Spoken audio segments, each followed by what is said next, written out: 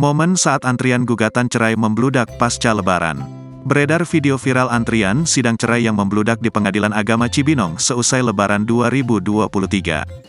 Video berdurasi kurang dari 1 menit tersebut diunggah akun Instagram undercover.id memperlihatkan antrian sidang cerai. Tampak dalam video itu ada antrian panjang di pintu masuk ruang sidang baik laki-laki maupun perempuan. Mereka tampak sedang menunggu sidang gugatan cerai dengan membawa sejumlah dokumen. Adapun dalam caption selanjutnya dituliskan gugatan cerai meningkat setelah Lebaran 2023.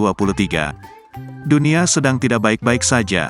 Abis Lebaran gugatan cerai meningkat. Mau sidang antrinya kayak orang antri sembako, lanjut keterangan video.